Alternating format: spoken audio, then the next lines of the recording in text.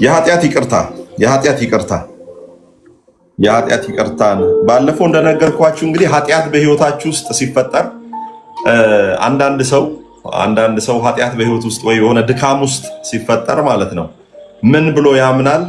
ለራሱ ዋጋ መክፈል እንዳለበት። ለምሳሌ ስህተት ሲሰራ በስጋው ድካም ሲያደርግ ለራሱ መክፈል እንዳለበት ይረዳል። ህሊናው ይጠይቀዋል፣ ክፍያ ቶሎ አምጣ ይለዋል። ለምሳሌ ከዋሸ የሆነ ማልቀስ እንዳለበት፣ ድንገት የሆነ ወንጀል ከሰራ የሆነ ድካም ውስጥ ከተገኘ ህሊና ክፍያ ይጠይቃል። ምን ህሊናም ህግም ክፍያ ይጠይቃል። እንደዚህ አይነት ነገሮችን በደንብ አድርገን አይተናል። ህሊና ቅጣት ይፈልጋል፣ አካል ቅጣት ይፈልጋል።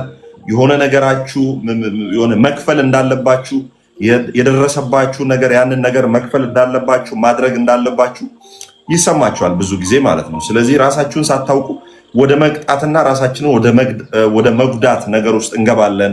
ስናለቅስ እግዚአብሔር ይቅር ያለን የሆነ ነገር በህይወታችን ላይ ራሳችንን በመቅጣት እናምናለን እና የዛኔ ልባችን ደስ ይለዋል። አይምሯችንም ለቀቅ የሚለው የሆነ ነገር ውስጣችን ላይ ተፈጥሮ ለዛ ነገር የሆነ መልስ ስንሰጥ የሆነ ስንጎዳ ፀጉራችንን ካልታጠብን የሆነ ጻድቅ የመሰለን እኔ በቃ የኃጢአት ውስጥ ነኝ ስለዚህ ከቤት አለመውጣት እብኒፍ አንዳንዱ የከፋ ነው። ሻወሩላ አለመግባቱላ የቅድስና ምልክት ነው ይመስለው። አንዳንዱ በጣም ቤት ውስጥ በመቀመጥ በቃ ራስን ባለመጠበቅ ይሄ በጣም ከባድ የሆነ የህይወት ስርዓት ነው እና እግዚአብሔር እንደው ከዛ እንዲያወጣን። ግን መጽሐፍ ቅዱስ በንግስና እንድንኖር ይፈልጋል፣ እንድናሸንፍ መጽሐፍ ቅዱስ ይፈልጋል። ለዛ ነው በሮሜ ምዕራፍ 5 ቁጥር 17 ላይ የእግዚአብሔር ቃል ሲናገር እንዲህ ይላል። በሮሜ ምዕራፍ 5 ቁጥር 17 ላይ በአንዱ በደል በኩል ሞት ወደ ዓለም ከገባ ይልና ደግሞ እንዲህ ይላል የጸጋን ብዛትና የጽድቅን ስጦታ ብዛት የሚቀበሉ ምን ይላሉ?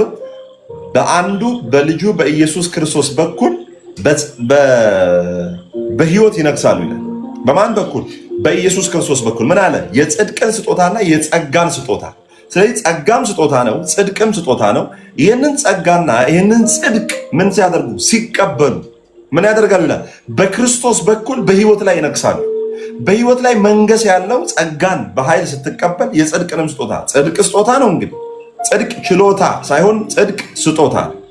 ብዙ ሰዎች ጽድቅ ችሎታ ሆኖባቸው ተራራ በመውጣት ቁልቁል በመውረድ ዋጋ በመክፈል ውስጥ ነው ያሉት። እኛ ግን ጽድቅ በእኛ ችሎታ ሳይሆን በጌታ ስጦታ መስቀል ላይ እግዚአብሔር በልጁ በክርስቶስ ኢየሱስ የሰጠንን ህይወት እያጣጣምን አለን። ስሙ የተባረከ ይሁን። ለዛ ነው ሮሜ ምዕራፍ 5:17 ላይ መንገስ የሚለው ቃል በግሪኩ ባሲሌዮ ይለዋል። ባሲሌዮ ወይም ባሲሊካ ብሎ ያስቀምጠዋል። ባሲሊካ መንገስ የሚለው ሮሜ 5:17 ላይ ባሲሊካ ብሎ ያስቀምጠዋል። ይህም ባሲሊካ ማለት ንጉሳዊ የዳኝነት ህግን የሚያመለክት ነው። ምን ማለት ነው? በህይወት ላይ እንደ ንጉስ መንገስ ወይም ንጉሳዊ አስተዳደርና ንጉሳዊ የበላይነት ማግኘት ማለት መወሰን፣ መሾም፣ መሻር፣ ባለቤት መሆን፣ ባለስልጣን መሆን ማለት ነው። በህይወት ላይ ማለት ድህነት ሊሆን ይችላል፣ በሽታ ሊሆን ይችላል፣ ክፋት ሊሆን ይችላል፣ ዘረኝነት ሊሆን ይችላል፣ ዝሙት ሊሆን ይችላል፣ ስካር ሊሆን ይችላል፣ ሱስ ሊሆን ይችላል። እነሱ አንተን የሚገዙበት ሳይሆን አንተ እነሱን የምትገዛበት በእነርሱ ላይ በኃይልና በስልጣን የምሰለጠንበትን አቅም ነው የሚል የጸጋን ብዛት ስጦታና የጽድቅን ስጦታ የሚቀበሉና በክርስቶስ ኢየሱስ በኩል በህይወት ይነግሳሉ ሲል ሬን ያደርጋሉ። አቅም ይኖራቸዋል። አቅም ኖሮት አይገዛህም፣ አንተ ግን ትገዛዋል። ኦኬ። ባለፈው ምን አልኳችሁ? ትላንት ወዲያ ስነግራችሁ ምን አልኩኝ? ህግ ወደ ዓለም ሲገባ ምን ይላል? ኃጢአት በዛ ይላል። ህግ ስለመተላለፍ ሲጨመር ምን አለ? በደል በዛ። በደል በዛ የሚለው ምን ይለዋል? ኦቨርፍሎ ነው የሚለው። እንደው ግሪኩን ከግሪክ ወደ እንግሊዝኛ ስታጠኑ የግሪክ ባይብሉን ወደ እንግሊዝኛ ስታጠኑ በደል በዛ የሚለው ምን ይላል? ኦቨርፍሎ ይላል። በደል በዛ የሚለው ምን ይላል? ኦቨርፍሎ ይላል። ከዛ ደግሞ በክርስቶስ ኢየሱስ በኩል ደግሞ ይላል ጸጋ ከመጠን ይልቅ በዛ ይላል። ኃጢአትን በዛ ይልና ጸጋን ደግሞ ምን ይላል? ከመጠን ይልቅ በዛ። እንግሊዝኛው ኃጢአት በዛ የሚለውን ኦቨርፍሎ ይለዋል። ያንን ደግሞ ጽድቅ ወይም ጸጋው በዛ የሚለውን ደግሞ ሱፐር ኦቨርፍሎ ይለዋል። አሌሉያ፣ ጌታ ይባረክ። ስለዚህ ኃጢአት ሲበዛ የእግዚአብሔር ጸጋ ደግሞ በመትረፍረፍ በዛ። ኃጢአትን ማስጠም የሚችል ኃጢአትን አቅም አልባ ማድረግ የሚችል የእግዚአብሔር ጸጋ በዛ ማለት ነው። ስለዚህ የበዛው ጸጋ ኃጢአትን የማሸነፍ አቅም አለው ማለት ነው። ስለዚህ የበዛውን ጸጋ ስንቀበል ኃጢአት በስፍራችን አቅም እያጣ ይሄዳል። በራሱ ኃጢአት የሚባለው ነገር ምንድን ነው? ግን ለራሳችሁ ከመጀመሪያው ትምህርቱን ወደ ውስጥ ከመግባታችን በፊት በመጀመሪያ ደረጃ ይቅር ተብያለሁ በሉ እስቲ። ደረታችሁን ይዛችሁ ይቅር ተብያለሁ፣ ይቅር ተብያለሁ። የኢየሱስ ደም በሉ እስቲ። የኢየሱስ ደም ለአንዴና ለመጨረሻ አንጽቶኛል በሉ እስቲ። ይቅር ተብያለሁ። የኢየሱስ ደም ለአንዴና ለመጨረሻ አንጽቶኛል፣ አጥቦኛል፣ ቀድሶኛል፣ ጸድቄያለሁ፣ ታጥቤያለሁ። እስቲ እንደዚህ ደግሞ በሉ፣ ፍክት ብያለሁ በሉ እስቲ። ጽድት ብያለሁ በሉ። ሃሌሉያ፣ ስሙ ይባረክ። አይቷል። አሁን ቸርች ላይ እንደዚህ አይነት ጸሎት አታገኘው። የተባረኩ ቸርቾች ካልሆኑ አንዳንድ እንትን ላይ እስቲ እግዚኦ በሉ፣ ማረን በሉ፣ ክራላሶ በሉ ነው የሚሉ። ይሄ ብቻ ነው የቀረው እንጂ አለ እኮ ተመሳሳይ ነው። እቺ እጃቸው የሚቆጥሩት ክራላይዞ እቺ ናት የቀረችው እንጂ ተመሳሳይ ጸሎት ልክ ድኖ ጸድቆ ቤተክርስቲያን ውስጥ የገባ ውሌ ከሰኞ እስከ ሰውዬው ደግሞ ምን ያደርጋል? የሚያስጸልየው ሰውዬ እስቲ ይቅር በለን በሉ ይልና እሱ ቲክቶክን ይጎረጉራል። ህዝቡን እስቲ ይቅር በለን በሉ እየጸለያችሁ ቅዱሳን የጸለያችሁ እየጨዋችሁ ቅዱሳን ይላል። በዚህ ጋር ደግሞ ይቅር በለን በሉ ይላል። እግዚአብሔር መቼ ነው ይቅር ያለ? የዛሬ 2000 ዓመት ይቅር ብለዋል። የመቼ ኃጢአትህን? ለትላንት፣ ለዛሬ፣ ለነገ፣ ለዘላለም ለኃጢአቴ ለእያንዳንዱ ነገር ጌታ ኢየሱስ ክርስቶስ ከፍሎልኛል። ዩ አር ፍሪ in the name of Jesus. You are free. You are sanctified. You are holy in the name of Jesus. አሜን። ኢየሱስ ክርስቶስ ስሙ የተባረከ ይሁን። ንጹሐን ናችሁ፣ ተቀድሳችኋል፣ ጸድቃችኋል። አሁን ኃጢአት ምንድን ነው የሚለውን ነገር ደግሞ ገብተን እንመለከታለን። ይህንን ትምህርት ባለፈውም ካስተማርኳችሁ ጋር መርጃ አድርጌ ነው ማስተምራችሁ። ኃጢአት ሞትና ደሞዙ ከሚለው ጋር ሰፋ አድርጌ ነው ማስተምረው። ጌታ ስሙ የተባረከ ይሁን። ኃጢአት የሚለው በግሪኩ ቶሎ ያው ብዙ ጊዜ ተደጋገምኩላችሁ። ኃጢአት ማለት በግሪኩ ሃማርቲያ የሚለውን ቃል ይወስዳል። ሃማርቲያ የሚለውን ይወስዳል። ቶሎ የሚጽፉ ሰዎች ብፁዓን ናቸው ተብሎ እንደተጻፈ በእኔ ማስታወሻ ደብተር ላይ ቶሎ የምትጽፉ ብፁዓን ናቸው። እኔ ደግሞ ያው ቶሎ ሳትሰለችው ለመጨረስ ስለሆነ ማለት ነው። ስለዚህ በእንግሊዝኛው ሲን ይለዋል። ሲን ማለት ሚሲንግ ዘ ኦሪጂናል ማርክ ወይም እግዚአብሔር ሚሲንግ ዘ ኦሪጂናል ማርክ ወይም ሚሲንግ ዘ ኦሪጂናል አይደንቲቲ፣ ሚሲንግ ዘ ኦሪጂናል ኔቸር ብላችሁ መያዝ ትችላላችሁ። ሚሲንግ ትሉና ዘ ኦሪጂናል ብላችሁ አይደንቲቲ፣ ኔቸር ኤንድ ማርክ ብላችሁ መያዝ ትችላላችሁ። ምን ማለት ነው ሲባል በአማርኛው በእኛ ሀገር ቋንቋ የተፈጠረበትን ወይም እግዚአብሔር እሱን ያስገኘበትን ከዛ ውጪ መኖር፣ ከዛ ውጪ እግዚአብሔር ከፈጠረው የህይወት ስርዓት ውጪ መሄድ ወይም መኖር ማለት ነው። ኦኬ ምን አልኳችሁ? የተፈጠረበትን እውነተኛ ማንነት መሳት ወይም ደግሞ ከተፈጠረበት ዓላማ ውጪ ሰው ሲኖር ምን ይባላል? ኃጢአት ይባላል። ለተፈጠረበት ዓላማ ደግሞ በክርስቶስ ኢየሱስ ማመን አምኖ ደግሞ በዛ ህይወት መተላለፍ ደግሞ ጽድቅ ይባላል። አሜን።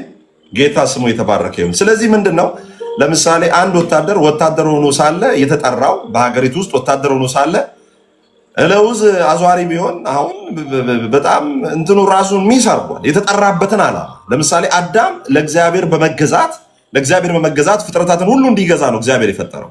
ከዛ እግዚአብሔር እርሱን ባላየበት የህይወት ስርዓት ውስጥ ተገኘ። አዳም ምን አለ? የሰይጣንን ሰማ። እሺ ኃጢአት ኢመርጅ ሲያደርግ ወይም ኃጢአት ሲጀመር የት ነው የጀመረው? በመላእክት ዓለም ነው ኃጢአት የጀመረው። ኃጢአት እንዴት ነው የጀመረው? በሰማይ ወይም በመላእክት ዘንድ ሲባል የእግዚአብሔርን ዙፋን ወይም የልዑልን የእግዚአብሔር ልጅ የክርስቶስን ዙፋን በልቡ ሲመኝ ምን አደረገ? ወደቀ። እሳት ከውስጥ ወጣች። በሚያዩ ሰዎች ሁሉ ፊት አመድ ሆነሃል ይለዋል አደለ? ስለዚህ ይሄ የተፈጠረበትን ዓላማ መሳቱ ሰይጣን ጋር እንዴት ነው የጀመረው ሲባል መልአክ ሆኖ መጋረጃን የሚጋርድ ኪሩብ ሆኖ ተፈጥሮ ሳለ የክርስቶስን ዙፋን ተመኘ ማለት ነው። ስለዚህ እግዚአብሔር የፈጠረው ዓላማ ምንድን ነው? መጋረጃን መጋረድ። ግንስ መልአኩ ደግሞ ምን ፈለገ? የክርስቶስ ኢየሱስን ወንበር ዙፋኑን ፈለገ ማለት። ስለዚህ ከተፈጠረበት ዓላማ ውጪ መውጣት ሸርተት ማለት ሚስ ማድረግ ማለት ነው። ገብቷችኋል? እንግዲህ ቀለል ባለ አገላለጽ ማለት ነው። ኦኬ፣ ጌታ ስሙ ይባረክ። ስለዚህ አንዳንድ ሰው ልክ አዳም ጋር መጥቶ ያንኑን የደገመው ባይዘው አዳም ሰው ሆኖ እግዚአብሔር ፈጥሮት ለእግዚአብሔር በመገዛት እንዲኖር ነበረ። ባይዘው ይሄ ቀጥታ የደህንነት ትምህርቱም እየወሰዳችሁ ያላችሁ ልጆች ለእናንተም ይጠቅማል። አንድ ላይ ተማሩት። ኦኬ። ስለዚህ ምንድነው እግዚአብሔር ለአዳም ማለት አዳም ለእግዚአብሔር በመገዛት በኤደን ገነት ውስጥ ለእግዚአብሔር ድምፅ በመገዛት እና ለእግዚአብሔር በመገዛት ምድርን እየኮተኮተ ምን የሚያደርግ ነው? እንዲገዛ፣ እንዲበዛ፣ እንዲያስተዳድር ነበር እግዚአብሔር የፈጠረው። አዳም አልበቃ አለውና እንግዲህ እንደ እግዚአብሔር እንዳትሆኑ ነው ይህንን ፍሬ አትብሉ ያላቸው ሲል ምን አደረገ? ያንን ሰውነቱን ትተወና ምን ለመሆን ሞከረ? እንደ እግዚአብሔር ለመሆን መኮረ ማለት ነው። አይታችኋል? ሚሲንግ ዘ ኦሪጂናል ማርክ። ሰው ከተፈጠረበት ዓላማ ውጪ ሲኖር ይሄ ኃጢአት ይባላል። እግዚአብሔር የፈጠረው ለምንድን ነው? ለእርሱ በመገዛት እንዲኖር ነው። አዳምስ ደግሞ የፈለገው ምንድን ነው? እንደ እግዚአብሔር ለመሆን። አይታችኋል? ሰይጣንም እዛ ጋር ያጠፋው ተመሳሳይ ነገር ነው። ምን? ዙፋን ፈልጎ ነው። እኔ ብቻ ወድቄ እንዴት እቀራለሁ አለና ደግሞ አዳም ጋር መጥቶ አዳምን ሊጥለው ማለት ነው።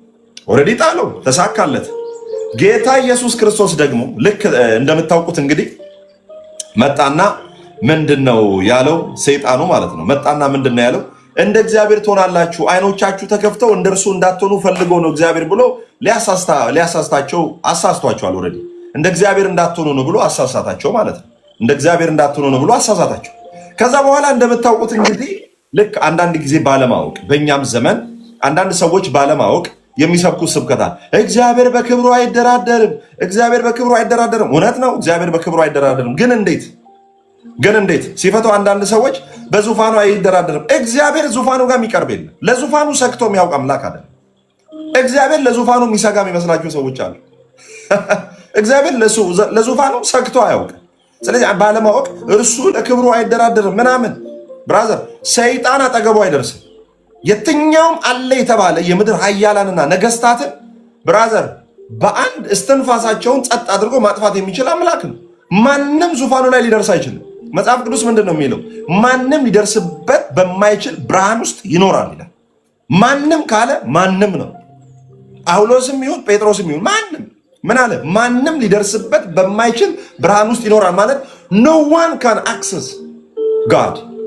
ስለዚህ አሁን እግዚአብሔር በክብሩ አይደራደርም ሲባል እየፈራ እንትን ልክ እንደ መንግስት እንትን እያደራጀ ደህንነት እያደራጀ ይሄ መፈንቅለ መንግስት ህገ መንግስቱን ለመናድ በዚህ በኩል እንትኑን ለማድረግ ምናምን እንደሚል እንደዛ አይነት ፍርሃት የለበትም እግዚአብሔር። ባለማወቅ ነው። አንዳንድ ሰዎች ለክብሩ አይደራደርም። ልክ አይታችኋል። ሰይጣን መጣና ለአዳም ሹክ አለው። አዳምን ከነበረበት ቦታ ጣለው። ከዛ በኋላ እንደ እግዚአብሔር እንዳትሆኑ ነው ማለት እግዚአብሔር ፈርቶ እግዚአብሔር አውቆ ደብቆ ማለት ነው። እንደ እግዚአብሔር እንዳትሆኑ ነው። ጌታ ኢየሱስ ክርስቶስ መጣና እንግዲህ እኔ ለዙፋኔ ሰግቼ ነው። ልክ እሱ ያየውን ዙፋን እንዳይቆናጠጠው ምናምን ሰግቼ ነው። በፍጹም እኔ ለዙፋን ሰግቼ ነው እናንተን ያንን ዛፍ እንዳትበሉ የተናገርኩት አለና ልክ ሰይጣንን ሊያሳፍረው ምን እንዳደረገው ታውቃል? ያ ሰይጣን ያሰበበት ቦታ ላይ ግን ያልተሳካለት ቦታ ላይ ወስዶ አንተን በቀኙ አስቀመጠ። ወዳጄ በልቡ ያሰበው ላይ እኮ ነው። እሱ በልቡ አሰበዋል። አንተስ በልብ ያልታሰበ በአይን ያልታየ ማንም ባላሰበበት ቦታ ላይ አንተን ወስዶ አስቀመጠ። ለዛ እኮ ነው የሚበሳጨው። ለዛ ነው ጫቡዴ የሚበሳጨው የሚናደደው። ለዛ ነው አይኑ የሚቀስለው። ለዛ ነው የሚቃጠለው። ለምን? እሱ አስበው እንኳ ያላገኘው ላይ አንተ ሳታስብ መጽሐፍ ቅዱስ ምን ይላል? ሞታችኋል፣ ሕይወታችሁም በአብ ዘንድ በክርስቶስ ኢየሱስ ተሰውሯል። ቤት በአብ ዘንድ አሜን። ስለዚህ እግዚአብሔር አንተ አብ ጋር በመሄድ ራሱ ሕይወት አገኘህ እንጂ የእሱን ዙፋን አትጋፋው። ማንም የእግዚአብሔር ዙፋን ጋር ቀርቦ እግዚአብሔር ሊነካው አይችልም። አሜን። ስሙ የተባረከ ይሁን። ስዳበት ያረዳዳችን ችግር ነው። ይህንን በደንብ አድርገን ማስተካከል አለብን። ስለዚህ አንዳንድ ሰው መዋሸት ነው ኃጢአት የሚመስለው። አንዳንድ ሰው መስረቅ ነው ውሸት ማለት ኃጢአት የሚመስለው። ጉዳዩ የመዋሸትህና መስረቅ ሳይሆን እንድትዋሽና እንድትሰርቅ ያደረገ ተፈጥሮ ምንድን ነው? እንድትዋሽ ያደረገ? ስለዚህ እንድትዋሽ ያደረገ ወደዚህ የህይወት ስርዓት ውስጥ እንድትገባ ያደረገህን ተፈጥሮ ነው አሁን ኃጢአት የምንለው። ይኸውላችሁ አሁን አንዳንድ ሰው በጌታ በኢየሱስ ስም እኔ ከዚህ በኋላ ሴት አላይም እኔ በቃ ተቸግሬያለሁ ሴት እያየሁ ብሎ አይንህን እንደዚህ ይኸውልህ አይን ኖሯል አይን ጠፍቶ ሁላ ታሸታለህ በአፍንጫ አትችልም። ብራዘር አሁን አይንን አይደለም ችግሩ አይደለም አይንህን የሚያዘው የውስጥህን ፍላጎት ነው ምንዘጋው። በእግዚአብሔር በጸጋ ቃል አይታል እያየ እንዳላየ እንድትሆኑ ጸጋ የሚያደርግ ሽባ ነው የሚያደርግ። ምን አልኳችሁ? ጸጋ ለኃጢአት ፈቃድ አይሰጥም። ጸጋ ለኃጢአት አይፈርምም። ጸጋ ሽባ ነው የሚያደርግ። ጸጋ አቅም አልባ እንድትሆን ነው የሚያደርግ። እሬት ይልሃል። ትላንት የምትጠጣው ያ ነገር እሬት እንዲል ነው የሚያደርግ እንጂ ጸጋ ጥቅስ ደርድረ እንድታደርገው አይደለም አቅም ይሰጥ። ስለዚህ ኃጢአት ሲባል ጌታ ኢየሱስ ክርስቶስን ምን አለ? ሶርሱን ነው ሄዶ የገሰጸው። ሶርሱን ነው የገሰጸው። ሀማርቲያ ማለት ምን ማለት መሰላችሁ? ሚሲንግ ዘ ኦሪጂናል ማርክ ብያችኋል አይደለ? ያ አይደንቲቲ ካንተ ይሁን እግዚአብሔር ካየልህ ህይወት ውጪ እንድትኖር የጋበዘህን ሞቲቭህን ነው። ጌታ ኢየሱስ ክርስቶስ ሲመጣ በመስቀል ላይ ምን ያደረገው? የነቀለው ስሩን ነው። ባይዘዌ ጌታ ኢየሱስ መጠጣትን፣ መስከርን፣ ማመን እሱን አይደለም ያስቆመው ለዛ ነገር የሚጋብዝህን አፒታይት፣ ለዛ ነገር የሚጋብዝህን ምኑን? አሮጌውን ሰው ነው መስቀል ላይ የሰቀለው። ለዛ ነው መጽሐፍ ቅዱስ ሲናገር ይላል የክርስቶስ ኢየሱስ የሆኑት አለና ስጋን ከክፉ መሻቱ ጋር መሻት ነው የሚያመጣው። መመኘት ባይኖር ኖሮ ኃጢአትን ባላወቅኩ ነበር አለ። ስለዚህ ኃጢአት የሚጀምረው ምን ጋር ነው? ምኞት ጋር ነው።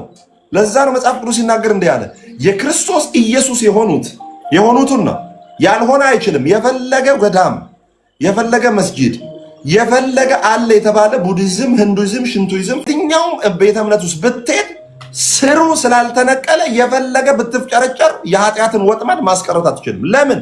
መጽሐፍ ሲናገር የክርስቶስ ኢየሱስ የሆኑት ብቻ ናቸው ስጋን ከክፉ መሻቱ ጋር የሰቀሉት። መሻቱ ጋር አይታችኋል። አሮጌው ሰው ጋር ከኔ ጋር ናችሁ። አሮጌው ሰው ጋር ኦኬ። ስለዚህ ያንን ነው አሁን በደንብ አድርገን የምናወራው ማለት ነው። ስለዚህ እግዚአብሔር ኃጢአት የሚል እግዚአብሔር በደል የሚል እግዚአብሔር መተላለፍ የሚል የሰረከውን ያን ያደረከውን ነገር ሳይሆን ወደዚህ ነገር እንድትገባ ምን አደፋፈረ? አሁን ለምሳሌ ልጃችሁ ሁሉ ነገር ፈቅዳችሁለት እያለ ተደብቆ ሄዶ ገንዘብ ከእንትን ውስጥ ቢሰርቅና ቢያወጣ ለምን ብሬን ወሰድክ እኮ አይደለም። ሁሉ ነገር ያንተ ነው። የኔ እኮ የሆነው ሁሉ ያንተ ነው። ምንድነው ወደዚህ ነገር የመራህ ነው?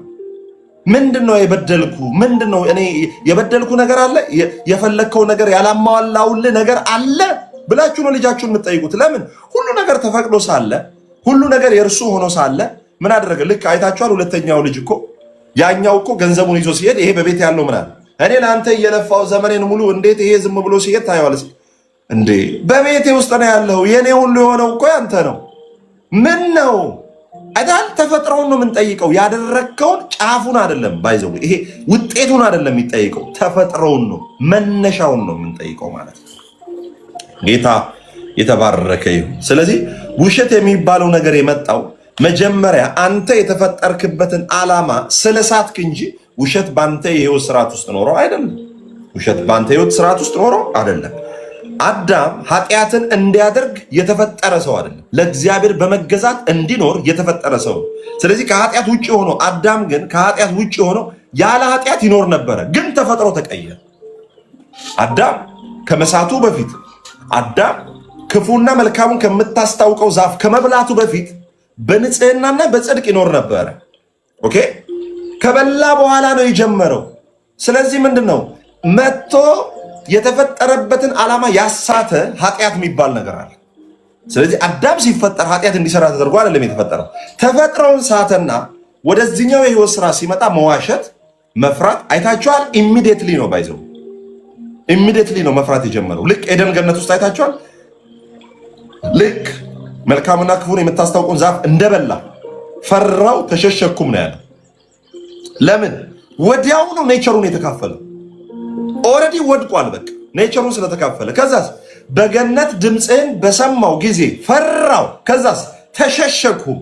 በገነት ድምፅህን በሰማው ጊዜ ምን አደረግኩ አለ? ፈራው። ከዛስ ተሸሸኩ። ስለዚህ ድምፁን በሰማ ጊዜ ፈራ፣ መሸሸግ ጀመረ። እንዲፈራና እንዲሸሸግ ያደረገው የተፈጥሮ ለውጥ ነው። ስለዚህ ሲፈጠር በዛ የህይወት ስርዓት ውስጥ እንዲሆን አይደለም እግዚአብሔር ያሰበለት። ስለዚህ ድምፅህን በኤደን ገነት በሰማው ጊዜ ፈራው፣ ተሸሸኩም። ወዲያው ለሰይጣን ሲታዘዝ ኔቸሩን ሉዝ አደረገ።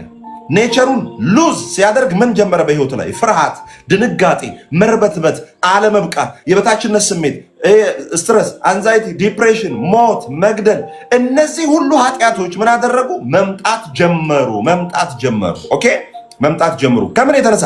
ተፈጥሮውን ከመሳቱ የተነሳ። ስለዚህ አሁን ወደዚህ ኔቸር የጋበዘህን ተፈጥሮ ነው እያወራን ያለ ነው። ኦኬ፣ የኃጢአት ይቅርታ ስንል ወደዚህ አሁን አንተን ወደዚህ ተፈጥሮ የጋበዘህን ወደዚህ ህይወት የጋበዘህን ክርስቶስ ኢየሱስ እንዴት አድርጎ ዋጋ ለዛ ህይወት ከፍሎ ነፃ እንዳወጣችሁ ያን እንድታውቁ ነው ምን ነግራችሁ ማለት ነው። ኦኬ፣ ቀድሞውኑም ኃጢአት ከኛ ዓለም አይደለም ኃጢአት የመጣው ከመላእክት ዓለም ነው። ኃጢአት ከዛ እንደመጣ በደንብ አድርገን ማወቅ አለብን። ስለዚህ ሜዲን ቻይና እንደሚባለው ሜዲን መላእክት ዓለም ኃጢአት የት? ሜዲን መላእክት ዓለም ላይ ነው ኃጢአቱ የጀመረው ማለት ነው። ለዛ ነው ሮሜ ምዕራፍ 5:12 እስቲ እንመልከት። ሮሜ 5:12 ስለዚህ ምክንያት ኃጢአት በአንድ ሰው ምን አለ? ስለዚህ ምክንያት ኃጢአት በአንድ ሰው አለና ወደ ዓለም ገባ። በማን ገባ? በአንድ ሰው። ማንን ተጠቅሞ? በአዳም በኩል ኃጢአት ገባ። ስለዚህ የገባ ነው። ድሮ ምን ይባላል መሰለ? መነሻ ዲላ መድረሻ አአ ይላል መኪና። ድሮኛ ስንሳፈር ከክፍለ ሀገር አዲስ አበባ ስንመጣ መነሻ ይልና ዲላ ይላል። ከዛ መድረሻ ሲል አአ ብሎ ይጽፋል። አዲስ አበባ ማለት ነው። ከዛ የዲላ መኪና ገባ፣ የሐዋሳ መኪና ገባ ይባላል። አልነበረም፣ ገባ ማለት ነው። ስለዚህ አሁን እንዲገባ በመናኸሪያ ላስረዳችሁና ስለዚህ ምክንያት አለ ኃጢአት በአንድ ሰው ወደ ዓለም ገባ። ክላክስ እያደረገ እንዴት ናችሁ? ሰላም ናችሁ ወይ?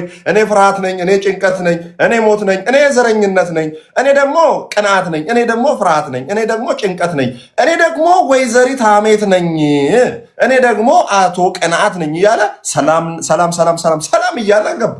በማን በኩል? በአዳም በኩል። ሞት በአዳም በኩል ገብቷል። ከዛ ደግሞ እንዲህ ይላል ስለዚህ ምክንያት ኃጢአት በአንድ ሰው ወደ ዓለም ገባ። ከዛ በኃጢአትም አለ ሞት። ኃጢአት በአንድ ሰው ሲገባ ኃጢአት ምንን አስከተለ? ሞትን አስከተለ። እንደዚሁም ሁሉ ኃጢአትን ስላደረጉ ሞት አለና ለሰው ሁሉ ደረሰ። ለምን? ኦልሬዲ የተፈጠረው ሰው ማንነቱን ሉዝ አድርጓል ማለት ነው። ይኸውላችሁ፣ ስለዚህ ሰርጎ ገብ ነው ኃጢአት። ከኛ ዓለም የመጣ አይደለም፣ ከዛኛው ዓለም የመጣ ነው። ይሄን ሰርጎ ገብ የገባበት ገብቶ ልክ ፌዴራል ፖሊስ ኮሚሽን የገቡበት ገብተን እነዚህን ወንጀለኞች ለፍርድ እናቀርባለን እንዳለ ጌታ ኢየሱስ ክርስቶስ መጥቶ የገባበት ገብቶ፣ ሃሌሉያ! ኢየሱስ ክርስቶስ ጌታ ነው። የገባበት ገብቶ አሜን። እስከ ታችኛው ድረስ ወርዶ ኢኮኖሚ ነው። ኃይላትን፣ ስልጣናትን፣ ዙፋናትን፣ ጌትነትን፣ አለቅነትን ገፎ ይላል። ድል በመንሳቱ ምን አደረገን? አዞረን ይላል። ሃሌሉያ! ስሙ የተባረከ ይሁን። ያለበት ድረስ ሄዶ ነው ኢየሱስ ክርስቶስ ጌታ። አንተ ባይዘዌ ያለበት ድረስ መጥቶ ነው ያገኘህ። ያለበት ድረስ መጥቶ ነው ያገኘህ። ኃጢአትንም ያለበት ድረስ ሄዶ አይታል። ጌታ ኢየሱስ ክርስቶስም ሲመጣ ያለበት ድረስ ሄዶ ነው የዘጋው። ፋይል ዘግቷል። ታውቃላችሁ፣ ፍርድ ቤት ፋይል ከተዘጋ በኋላ የሰማይ ፍርድ ቤት ፋይል ከተዘጋ በኋላ ሰበር ሰሚ ችሎት የለም። መንግስተ ሰማይ ልደታ ሰበር ሰሚ ችሎት የለውም። ብራዘር የለም ሰበር ሰሚ ችሎት። ክርስቶስ ሰምራ አደርስልህም፣ ማርያም አደርስልህም፣ ገብርኤል አይደርስልህም። ፋይልህን አያገላብጡም። ሰበር ሰሚ ችሎት በሌለበት አንዴ ዳኛው እግዚአብሔር አብ ማህተም ቀርጾ ሰናይ በክርስቶስ ኢየሱስ አምኗል ጻድቅ ነው ብሎ ማህተሙ መጥቶታል። እግዚአብሔር ስለ ጸጋው ስጦታ አይጸጸትም። ለምን? በሚመጡ ዘመናት የጸጋውን ባለ ጠግነት በሰናይ ላይ ሊገልጥ፣ በዳኒ ላይ ሊገልጥ፣ በሃይሚ ላይ ሊገልጥ፣ በቃሊ ላይ ሊገልጥ፣ በመሲ ላይ ሊገልጥ፣ በኔ ላይ ሊገልጥ፣ እዚህ ላሉ 339 ሰዎች ላይ ሊገልጥ አትሞበታል። እግዚአብሔር የወሰነውን ማንም አይሽርም። ታውቃላችሁ፣ በብሉይ ኪዳን ስርየት መክደኛው ላይ ሄዶ ደም ካፈሰሰ በኋላ ደም ፈሶ እግዚአብሔር እስራኤልን ለ1 ዓመት ይቅር ካለ በኋላ የስርየት መክደኛው ሊቀ ካህኑ ገብቶ የመንካት ሞራል ይሞታታል። አይነካም። ደግመኝ አንዴ ስራው ምንድነው? ደሟን ማፍሰስ። እሱ አያገባውም፣ ሊቀ ካህኑ አያገባውም። ደሙን አፍስሶ እግዚአብሔር ከተቀበለ በኋላ ሄዶ ስርየት መክደኛውን መክፈት አይችልም። ለምን? ስራ ተጠናቋል። ከዚህ በኋላ ስርየት መክደኛው ዘግቶ ደሙን ተቀብሎ ድምፅ የሰጠው እግዚአብሔር የበየነው ላይ ሊቀ ካህኑ መጥቶ መቀየር አይችልም። ከእንደገና ፋይል ማጣራት አይችልም። ኧረ ይሄ ሰናይ ጸድቋል፣ አዎ ኧረ ትላንት ያደረገውን ብሎ ከእንደገና ተመልሶ እንደ የሆነ እንትን ፍርድ ቤት ሄዶ ከእንደገና ሪትራይቭ አድርጎ ያንተን ፋይል አይሰራም። ለአንዴና ለመጨረሻ ፋይሉ ተዘግቶ መዝገብ ቤት ሄዷል። ታጥበሃል፣ ተቀድሰሃል፣ ጸድቃል ተብሎ ማተም ተመቷል። መዝገብ ቤት ራሱ ማለት ነው ማንም እንዳይገባ ተደርጎ በበረዶ መዝገብ ተዘግቷል። በቃ ማንም ሊከፍቶ የማይችለው መዝገብ ቤት ኃጢአትህ በደልህ ቀራንዮ ላይ ተጠናቆ ተከፍሏል። ያንተ ኃጢአት የኢየሱስ አካውንት ውስጥ ገብቶ የኢየሱስ ጽድቅ ደግሞ ያንተ አካውንት ውስጥ ገብቷል። ሃሌሉያ ሃሌሉያ ሃሌሉያ። አንተ ለነገሩ ስልክ ቁጥር ሲጠራ ነው ወንበር የምትሰብረው። አሜን ዘላ አሜን የምትለው ስልክ ቁጥር ወይ ስምህ ሲጠራ ነው ወይ የቤታችሁ ግድግዳ አረንጓዴ ነው አይደል? አዎ አዎ፣ የእግዚአብሔር ሰው ልግባ፣ አዎ ግባ። በራችሁ ደግሞ ቀይ ነው፣ ግባ። የእግዚአብሔር ሰው ጠረጴዛ ላይ ሙዛ ያለው ብላ፣ የእግዚአብሔር ሰው እንዳለ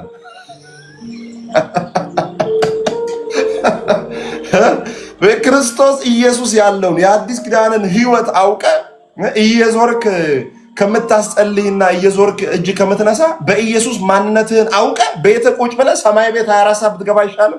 ቀበሌ መታወቂያ በደላላ መንጃ ፍቃድ በደላላ አውጥተህ ሰው እየገጨ መታወቂያ ላይ ያለ ስምህን ራሱ መጻፍ አትችልም። በጉቦ መታወቂያ ወስደ መንፈሳዊ ቤትም መተህ በጉቦ አስጸልይ ይቻላል ወይ ወንድሜ? ኧረ ይብቃ። ኢየሱስን በማወቅ መጎልመስ ማደግ አለብህ። እኛ ብራዘር አድጎ የጨረሰ ልጅ የለውም ጌታ፣ የማያድግም ልጅ የለውም። እኛ አንቀጽ 39 አይደለንም አንቀየረው፣ እንቀየራል፣ እንለወጥ። የወንዝ ድንጋይ አይደለንም። እንድንቀየር እግዚአብሔር ይፈልጋል። ህገ መንግስት እንኳን ይሻሻላል። የዛሬ ዓመት የነበረ ኃጢአት፣ የዛሬ ዓመት የሚጥል ኃጢአት ቀጣይ ዓመት ሊጥል አይገባም። የዛሬ ዓመት ዘም ብለህ የምትዋሽ ከነበረ በቃ አዲስ የህይወት ስርዓት ውስጥ መግባት አለብህ። ምን አልኩኝ? እግዚአብሔር አድጎ የጨረሰ ልጅም የለው፣ የማያድግም ልጅ የለው። ህይወት ነው የተካፈለ። ለዛ ነው መጽሐፍ ቅዱስ ጌታ ኢየሱስ ክርስቶስ ምንድን ነው ያለው? ህይወት እንዲሆንላችሁ መጣው ብቻ አይደለም ያለ፣ እንዲበዛላችሁ። ምን አለ? እንዲበዛላችሁ። ስለዚህ ምንድነው ህይወት? የሚበዛ ነው። ህይወት የሚሆነው ከዛስ በኋላ የሚበዛ። ስለዚህ ፍቅር፣ በፍቅር የታወቀ ሰው ከዛ ቸርነት በህይወቱ ላይ እያሸነፈ በህይወቱ ላይ የተገለጠ የሚሄድ ኑሮ ያስፈልጋል። የእግዚአብሔር ሰው ነኝ ሳትል፣ ነብይ ነኝ ሳትል፣ ፓስተር ነኝ ሳትል፣ ስሪፒስ ሱፍ ሳትለብስ፣ የሆነ ነገር ሳታደርግ የእግዚአብሔር ሰው መሆን በህይወት መገለጥ አለበት። በህይወት ሸምሱ ምንድን ነው የሚለው? የሸምሱ ብድር እንዳለ ወስደ ሰፈር ቀይረ እንደዚህ ማራቶን ሰርተ ነው ሰፈር የምትገባው? አገር አቋራጭ ነው ቸርች የምትመጣው? ወይስ ከአከራይ ጋር እንደ ሌባና እንደ ፖሊስ እንትን እያልክ ከዛ በቸርች ላይ ነው ወይ እንትን የምትለው? በስፍራ ሁሉ በጽድቅና በቅድስና ሬይን ማድረግ አለ። ንግስና ነው የተጠራ ነው። ራስ እንጂ ጅራት ላለመሆን። ራስ እንጂ ጅራት አለመሆን ማለት እኔ ሲኖትራክ ይዤ የሆነ ሰው ደፈጥጣለሁ ደመጥጣ፣ እሱ አይደለም። በጽድቅ ራስ መሆን፣ በእውነት በተገለጠ ህይወት ስራ ትዳራችሁ ለብዙ ሰዎች ማስተማር የሚችል አሜን አሜን። ስለዚህ መልክ የሚቀይር ግሬስ ፋሚሊ በጌታ በኢየሱስ መልክ የሚቀይር ትውልድ ነው። ግሬስ ፋሚሊ የጸጋ ይሄ የኛ ቤተሰብ የጸጋ ቤተሰብ መልክ የሚቀይር ነው። ንግግር ብቻ ሳይሆን ህይወቱ ጭምር ትውልድን ወደ ጌታ የሚያመጣ እግዚአብሔር የሚሰብክለትን አላጣ። እግዚአብሔር የሚያወራለትን አላጣ። የሚኖር አገልጋይ ነው ያጣው እግዚአብሔር። የሚኖር ኖሮ የሚያሳይ አንተ በመንግስት እንኳን ድሮ እኮ ሰርቶ ማሳያ ይባላል።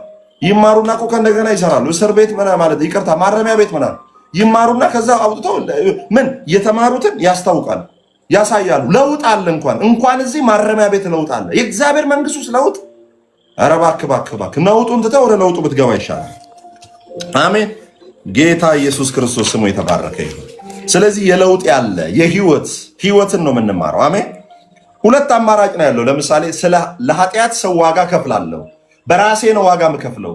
ለዚህ ሉዝ ላደረግኩት ማንነት ራሴ ነኝ ዋጋ የምከፍለው። ማንም ስለኔ ዋጋ አይከፍልም የሚል ሰው እንዲህ ማድረግ አለበት። አንደኛ ሰው ኃጢአተኛ ስለሆነ መሞት አለበት። በራሱ ሰው ኃጢአተኛ ስለሆነ መሞት አለበት። በራሴ ነው የምከፍለው፣ በራሴ ነው የምጸድቀው፣ በራሴ ስራ ነው የምጸድቀው። እኔ ዝም ብዬ በኢየሱስ በማመን አልጸድቅም። እሺ ደግሞ በስሟ ዝክር በማውጣት ድናለሁ። አዎ ድናለሁ። እሰይ ሃሌሉያ። ለምን? ለእርሱ ምን ይሳነዋልና? መኑ ዘይሳነው ለእግዚአብሔር? አልቦ ነገር ዘይሳነው ለእግዚአብሔር። እንዴ በእሷ ስም ሄጄ እድናለሁ። በኢየሱስ ስም በማመን ጸድቃለሁ። አልጸድቅም፣ አልድንም። ለምን? ሳልሰራ። የኢየሱስ ሲሆን እሰራለሁ ይላል፣ የሌላ ሲሆን ደግሞ አልሰራም ይላል። ስለዚህ እንደዚህ አይነት በስራ ለመጽደቅ የሚኖር ሰው ምን ማድረግ አለበት? አንደኛው ሰው ኃጢአተኛ ስለሆነ መሞት አለበት። ድብን ብለህ ትሞትና ትንሣኤ የለም ምን የለም። ችግሩ እኮ ሞተህም ማለት ነው። ኃጢአት ሞተህም አያቆምም፣ ይቀጥላል። እሳት ይቀጥላል። ሲኦል አለ፣ ገሃነብ አለ፣ ይቀጥላል። ችግሩ ለምን እንደሆነ ታውቃለህ? ፍርድ አለ። እንደ በስጋ መሞትማ እሰይ የሆነ ክላሽ እኮ ተተኩሶብህ ሞተ፣ ትቀጥላለህ። ለምን እዛም ህይወት ይቀጥላል፣ ትከፍላታለህ። ሁለተኛው ማድረግ ያለብን ነገር የሰው ልጆችን ኃጢአት መክፈል የሚችል ከኃጢአት ነፃ የሆነ ሌላ ሰው መኖር ወይም መቤዠት አለበት። ስለዚህ ሁለተኛው ይሻለናል። አንደኛውን አንችልም። የፈለገ ሰው መጥቶ ቢሞት ዋጋ ቢከፍል ማጽደቅ አይችልም። ስለዚህ ሁለተኛው ይሻለናል። ምን የሚያደርግ ስለ ሰው ልጆች ኃጢአት አልባ የሆነ ምን ማድረግ አለበት? ሰው መኖር አለበት፣ መጥቶ የሚሞት። ለዛ ነው መጽሐፍ ቅዱስ ኢየሱስ ወደ ምድር መጣ፣ ኢየሱስ ወይም እግዚአብሔር ሰው ሲያጣ ሰው ሆኖ መጣ ብለን የምናወራው ለዛ ነው በሁለተኛ ቆሮንቶስ ምዕራፍ 5 ቁጥር 21 ላይ የእግዚአብሔር ቃል ሲናገር እንዲህ ይላል፣ እኛ በእርሱ ሆነን የእግዚአብሔር ጽድቅ እንሆን ዘንድ ኃጢአት ያላወቀውን እርሱን ስለኛ ኃጢአት አደረገው። እያንዳንዱ ግሬስ ፋሚሊ ይሄንን ሙሉ ጥቅስ በአፉ መያዝ መሸምደድ አለበት። ብዙ ጊዜ የምጠቅሳቸውን ጥቅሶች ሁለተኛ ቆሮንቶስ ምዕራፍ 5 ቁጥር 20 እኛ በእርሱ ሆነን የእግዚአብሔር ጽድቅ እንሆን ዘንድ ኃጢአት ያላወቀውን እርሱን ስለኛ ኃጢአት አደረገው። ስለዚህ ምንድነው አሁን ኃጢአት አልባ ይፈልጋል። ኃጢአት አልባ ቢፈለግ ሮሜ ምዕራፍ 3 ቁጥር 21 ላይ ምን ይላል? ሁሉ ኃጢአትን ሰርተዋልና የእግዚአብሔር ክብርም ጎድሏቸዋል። ስለዚህ ማጽደቅ የሚችል ምን የለም? ጽድቅ የለም። ማጽደቅ የሚችል ሰው ህይወት የለውም። ማጽደቅ የሚችል ጽድቅ ያለው ሰው የለም። ሁሉም ሰው ምን ያደርጓል? ከእግዚአብሔር ክብር ጎድሏል፣ ኃጢአተኛ ነው። ስለዚህ ንጹህ ደም ይፈለጋል፣ ንጹህ ህይወት ደግሞ ይፈለጋል ማለት ነው። ለምሳሌ አሁን ጌታ ኢየሱስ ክርስቶስ ስለ እኛ ኃጢአት ሆነ የሚለው ኃጢአተኛ አይደለም የሚለው ኃጢአት ሃማርቲያ ሆነ ነው የሚለው ሃማርቲያ ይውላችሁ። ኃጢአት ሆነ ማለት ቅድም ሰርጎ የገባው ቅድም ሾልኮ ገባ ብዬ የነገርኳችሁ በሮሜ ምዕራፍ 5 ቁጥር 12 ላይ ሾልኮ ገባ ብዬ የነገርኳችሁ በአንድ ሰው ምክንያት ወደዚህ ዓለም ገባ የተባለውን እርሱን ነው የሆነ። ገባውን ምን አደረገ? ሆነና በራሱ ስጋ ላይ ቀጥቶ ዋጋ ከፍሎ ነፃ ወጣ። ተከፍሏላ ወዳጅ። አሁን ለምሳሌ የ$500,000 ቤት በሞርጌጅ ብትከፍሉ 20 ዓመት ነው መክፈል ያለባችሁ ተብሎ ዳውን ፔመንት $100,000 ከፍላችሁ 400,000 በ20 ዓመት ተከፍሎ የሚያልቅ ነው ተብሎ 400,000ን ዳውን ፔመንት ከፍላችሁ ሙሉ 500,000 ብር ከእያንዳንዱ ኤክስፐንስ እያንዳንዱ ወጪ ከፍላችሁ ጨርሳችሁ የከፈላችሁበትን ደረሰኝ ይዛችሁ ከእንደገና ባንክ መጥቶ እንዴ ክፍያን ቀጥል እንጂ ሲላችሁ ምንድን ነው የምትሉት? ኖ ዋናውን ክፍያ ምን አድርጋለሁ? ከፍዬ ጨርሻለሁ። ስለዚህ ምንም ክፍያ አያስፈልግም። ክፍያውን ያዙ ነው እያልኩ ያሉት። ሪሲቱን ያዙ። መከፈሉን እስካላወክ ድረስ በነፃነት አትኖርም። ክርስቶስ እንዴት እንደከፈለልን ክርስቶስ እንዴት ዋጋ እንደከፈለልን እያንዳንዱን ነገር ካላወቅን በባርነት ውስጥ ነው የምንኖረው። ደረሰኛችሁን ያዙ። ደረሰኛችሁ ሁለተኛ ቆሮንቶስ ምዕራፍ 5 ቁጥር 21 ምን ይላል? እኛ በእርሱ ሆነን የእግዚአብሔር ጽድቅ እንሆን ዘንድ ኃጢአት ያላወቅን እርሱ ስለኔ ኃጢአት አድርጓል፣ እኔ ዳግመኛ ኃጢአት እንዳልባል ኢየሱስ እኔን ወክሎ ለአንዴና ለመጨረሻ ኃጢአት ሆኗል። እኔ ንጹህ ነኝ። አይ አም ፍሪ። ደረሰኙን የያዘው ኢየሱስ ክርስቶስ ጌታ ነው። አሜን። እስቲ የኃጢአት ላይፍ ሳይክል እንመልከት። የኃጢአት ላይፍ ሳይክል እንዴት ነው? ኃጢአት የቱ ጋር ነው የሚጀምረው? ከዛ እንዴት ነው የሚቀጥለው? ከዛ እንዴት ነው በህይወት እያገኘ ኃጢአት አቅም እያገኘ እንዴት ነው የሚሄደው የሚለውን ነገር እስቲ እንመልከት። 3 ነው ላይፍ ሳይክሉ፣ በጣም አጭር ነው። 3 ነው ላይፍ ሳይክሉ፣ በጣም አጭር ነው። ግን እኔ 4 አድርጌዋለሁ።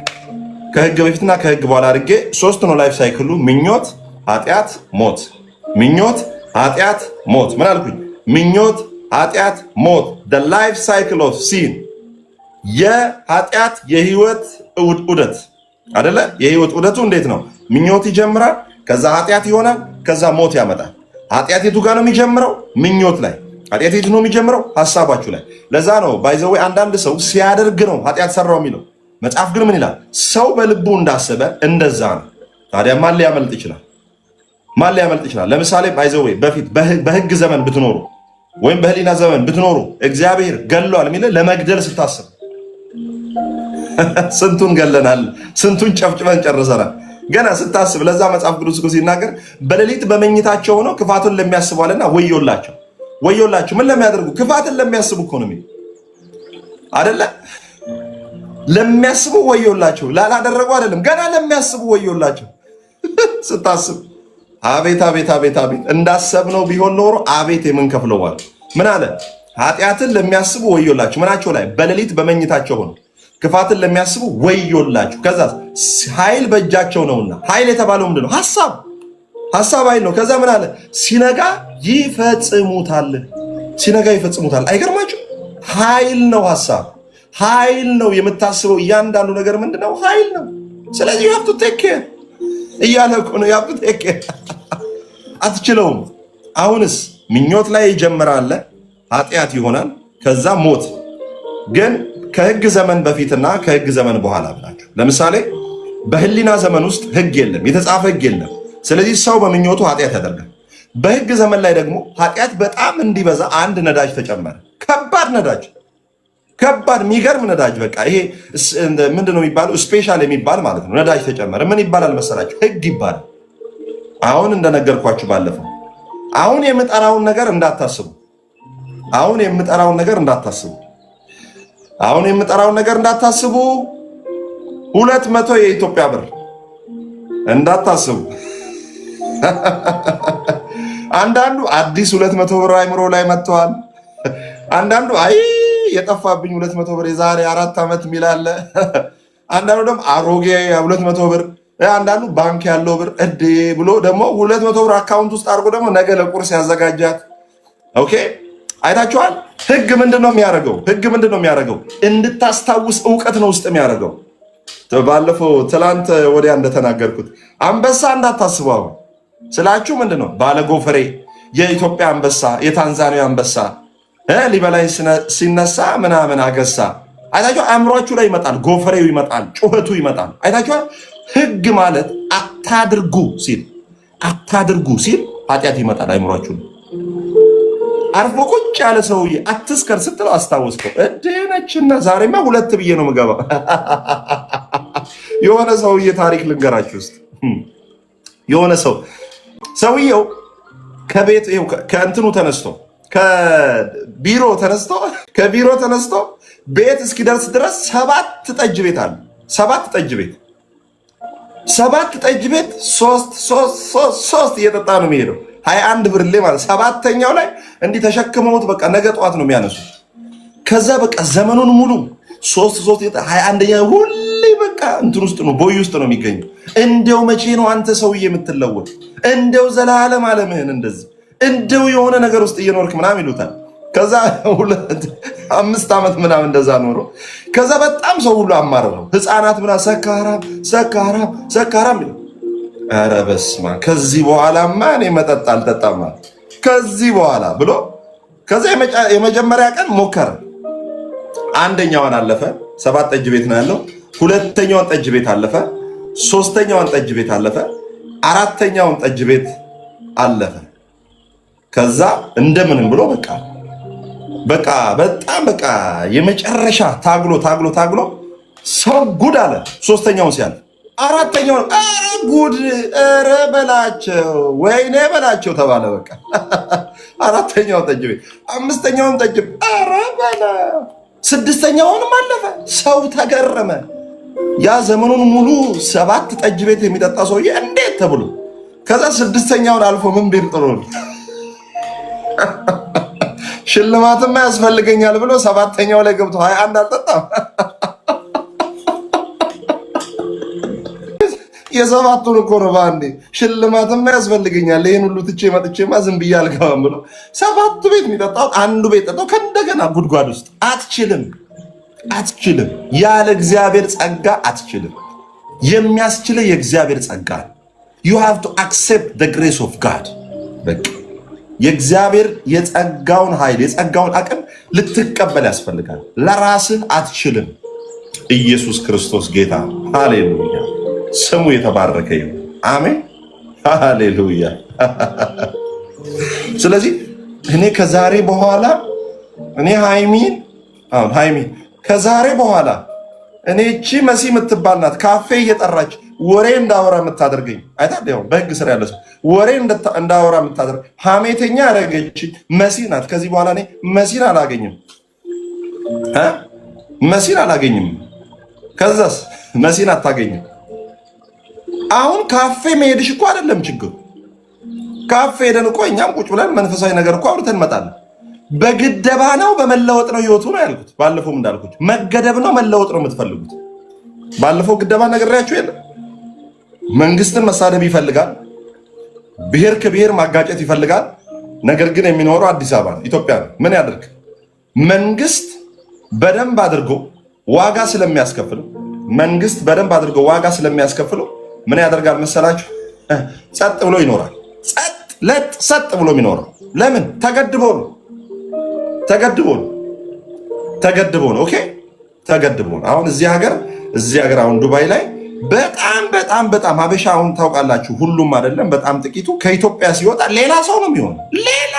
ሌላ ሰው ምን ተገድቦ ነው። ኧረ አንተ ሰውዬ እማማ ዝናሽ ምን ይለዋል? ኧረ አንተ ጋሽ በላቸው እኮ በዛ እንዴ ሰው ምን ይልሃል? አይታችኋል? አለባበሳችን ይቀየራል፣ ምንውልበት ይቀየራል። ተገድበን እንጂ ተለውጠን አይደለም። ስለዚህ አሁን ኃጢአት ስንል ባለፈው እንደነገር ቅድስና ስንል በጸጋ ማድረግ ሲባል መገደብ አይደለም መለወጥ ነው። አክሰሱም እያለ ሪፊውዝ ማድረግ ነው። አክሰሱ የማድረግ አቅሙም እያለ መተው ማለት ነው። ይኸውላችሁ አንዳንድ ሰዎች የሚታወቁበት ስፍራ ላይ በኖርማል ህይወት ይኖራል። የማይታወቁት ስፍራ ላይ ደግሞ የተለየ ህይወት ነው ያላቸው። የምንታወቅበት ቦታ ላይ በጣም ብፁዕ ወቅዱስ ሆነን ነው የምንኖረው። የማንታወቅበት ቦታ ላይ ደግሞ በጣም በተለየ የህይወት ስርዓት ነው የምንኖረው። ለምን? የሚያውቀን ሰው የለማ። እንደፈለግን ነው የምንሆነው። ምን ፊልድ ነው እንላለን። ፊልድ ስንወጣ ደግሞ ሌላ ፊልድ ነው የሚሆነው ማለት ነው። ኦኬ እዛም ያውቀን ሰው ስለሌለ። አዲስ ፍጥረት ግን እንደዚህ አይነት አይደለም። አዲስ ፍጥረት ከቦታ ወደ ጌታ የመጣ ሰው። ስለዚህ አዲስ ፍጥረት አምላኩ እግዚአብሔር እንደሆነ ያውቃል። የእግዚአብሔር አይኖች በስፍራ ሁሉ እንዳለ ያውቃል። ለእግዚአብሔር ሕዝብ ሁሉ ራሱን ሰጥቶ የሚኖር ነው። በሄደበት ስፍራ ሁሉ በጽድቅ ድል በመንሳት ኃጢአትን በመኮነን በጽድቅ የሚኖር ትውልድ ነው። ኦኬ ምንድን ነው ያልኩትኝ? በጽድቅ መጽሐፍ ቅዱስ ምንድን ነው የሚለው? የእውቀቱን ሽታ በመግለጥ ድል በመንሳቱ ለሚያዞረን። የት? በስፍራ ሁሉ ድል በመንሳቱ ለሚያዞረን። በስፍራ ሁሉ ለራሳችሁ ተናገሩ። እኔ በሉ እስቲ ድል በመንሳቱ በስፍራ ሁሉ ድል በመንሳቱ የምዞር ነኝ። በከተማ በገጠር አሸናፊ ነኝ። በሄድኩበት ሁሉ መስካሪ ነኝ። በቢሮ መስካሪ ነኝ። በትምህርት ቤት መስካሪ ነኝ። በሄድኩበት ቦታ ሁሉ መስካሪ ነኝ። የእግዚአብሔር የክብሩ መገለጫ ነኝ። አሜን አሜን። ስሙ የተባረከ ይሁን። ስለዚህ አሁን የምነግራችሁ ነገር አንድ ነገር ነው። የኃጢአት ላይፍ ሳይክልን ነግሬያችኋለሁ። ምን አለ? ምኞት አለ። ከዛ በኋላ ደግሞ ምን አለ? ኃጢአት አለ። ከዛ ምን አለ? ሞት አለ። ጌታ ኢየሱስ ክርስቶስ ስለ ሰው ልጆች ተላልፎ የተሰጠው መቼ ነው? በጌተሰማኒ ነው። ጌተሰማኒ ማለት የምኞት ስፍራ ማለት ነው። the place of lust ማለት ነው። ጌተሰማኒ ማለት በትንሹ በዮኒ ጋር ለነገራችሁ አስቤ ነበረ፣ ግን ሰፋ አድርጌ ያልነገርኳችሁ። ጌተሰማኒ ማለት የምኞት ስፍራ ማለት ነው። the place of lust። ኃጢአት ከየት ነው የሚጀምረው? ከምኞት። ኢየሱስ ራሱን ስለ ኃጢአት አሳልፎ የሰጠው የቱ ጋር ነው? ጌተሰማኒ ላይ ፈቃዱን የሰጠው። ኦኬ የኃጢአት የመጨረሻው ስፍራ የት ነው? ሞት ነው። ኢየሱስ የት ነው መጨረሻ ላይ የጨረሰው? ሞት፣ ቀራንዮ ላይ ነው የጨረሰው። ምን ማለት ነው? ምኞት ኃጢአትን ወልዶ እስከሚያደርሰው እስከ ሞት ቅጣት ድረስ ጌታ ኢየሱስ ክርስቶስ ለአንተ ከፍሎላል። ከጌተሰማኒ እስከ ምን? እስከ ጎልጎታ። ጎልጎታ ማለት የራስ ቅል ወይም የሞት ስፍራ ማለት ነው። የሰው ልጅ የኃጢአት ይሄ ኦሪጂኔት የሚደረገው ሀሳብ ውስጥ ነው።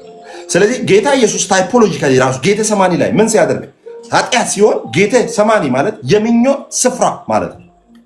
ከምኞት ስፍራ እስከ ድረስ ከሊቶስጥሮስ ግርጌ እስከ ቀራንዮ፣ ከሊቶስጥሮስ ግርጌ እስከ ቀራንዮ ራስጌ ድረስ ሄዶ ተሰቅሏል። ስለዚህ ምንድን ነው? ምኞት፣ ኃጢአት፣ ሞት። ስለዚህ ከምኞት ጀምሮ ያ ምኞት ኃጢአት አምጥቶ ኃጢአት እስከ ሞት ለሚያደርስ ከጌተሰማኒ ከምኞት ስፍራ እስከ ሞት ድረስ ጌታ ኢየሱስ ክርስቶስ ከፍሏል። አንዳንድ ሰው የአንዳንድ ኃጢአት ነው የተከፈለው፣ የእንትን አልተከፈለም። የእንትን ብራዘር ሁሉም ተከፍሏል። አንዳንድ ሰው 10,000 ብር ይዞ ወይኔ 2,000 ብር ቢኖረኝ ቁርጥ በላ ነበር ይላል። አባቴ 5 ኪሎ ቁርጥ አዘ በዝልዝል በደረቅ በጥብስ ምናምን እያደረክ ብላ እንጂ። ኢየሱስ ክርስቶስ እኮ ሙሉ ክፍያ ነው። ኢየሱስ ክርስቶስ እኮ የሆነ ሚስነስ ምናምን የሆነ እኮ ክፍያ አይደለም። ኢየሱስ ክርስቶስ ሙሉ ክፍያ ነው።